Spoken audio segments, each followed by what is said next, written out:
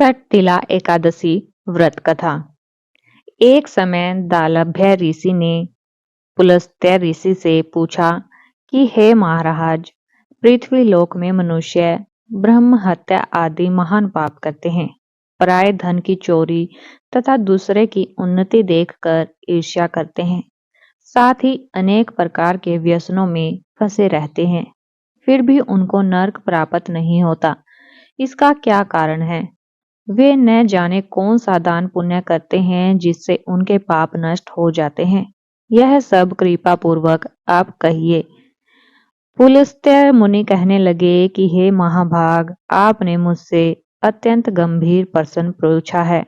इससे संसार के जीवों का अत्यंत भला होगा।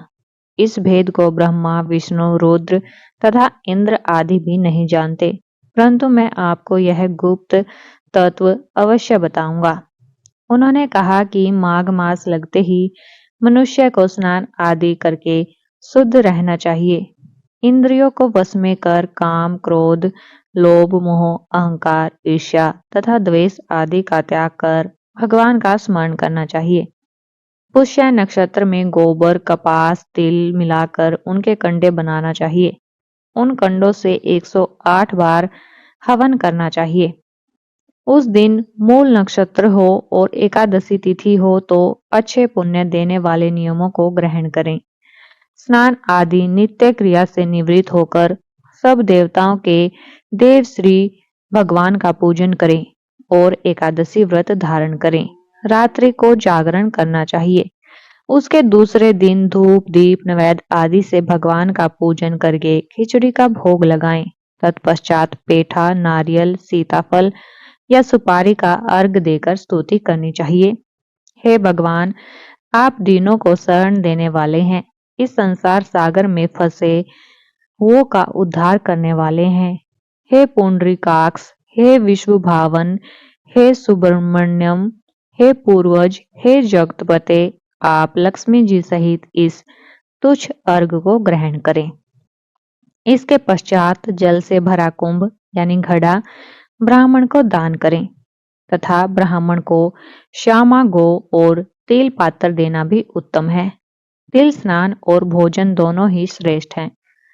इस प्रकार जो मनुष्य जितने तिलों का दान करता है उतने ही 1000 वर्ष स्वर्ग में वास करता है। तिल स्नान, तिल का उबटन, तिल का हवन, तिल का तर्पण, तिल का भोजन और तिलों का दान, ये तिल के 6 प्रकार हैं। इनके प्रयोग के कारण यह तटतिला एकादशी कहलाती है। इस व्रत के करने से अनेक प्रकार के पाप नष्ट हो जाते हैं। इतना कहकर पुलस्त्य ऋषि कहने लगे कि अब मैं तुमसे इस एकादशी की कथा कहता हूँ, ध्यान से सुनो। एक समय नारद जी भगवान श्री विष्णु से यही प्रश्न किया था और भगवान ने जो तटतिला एकादशी का महात्म्य नारद जी से कहा सो मैं तुमसे कहता हूँ। भगवान ने नारद जी से कहा कि हे नारद, मैं तुमसे सत्य घटना कहता हूँ, ध्यानपूर्वक सुनो। प्राचीन काल में मृत्यु लोक में एक ब्राह्मणी रहती थी। वह सदैव व्रत किया करती थी। एक समय वह 1 मास तक व्रत करती रही। इससे उसका शरीर अत्यंत दुर्बल हो गया। यद्यपि वह अत्यंत बुद्धिमान थी, तथापि उसने कभी देवताओं या ब्राह्मणों के निमित्त अन्न या धन का दान नहीं किया था।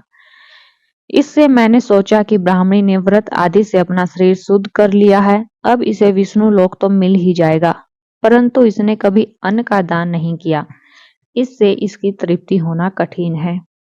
भगवान ने आगे कहा, ऐसा सोचकर मैं भिखारी के वेश में मृत्यु लोक में उस ब्राह्मणी के पास गया और उससे भिक्षा मांगी।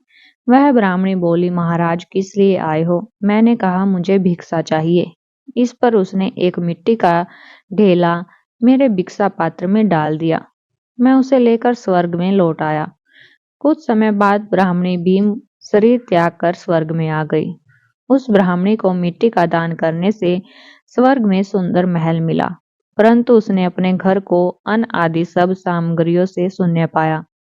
घबराकर वह मेरे पास आई और कहने लगी कि भगवान, मैंने अनेक व्रत आदि से आपकी पूजा की, परंतु फिर भी मेरा घर अन्न आदि सब वस्तुओं से शून्य है। इसका क्या कारण है? इस पर मैंने कहा, पहले तुम अपने घर जाओ, देव स्त्रियां आएंगी तुम्हें देखने के लिए।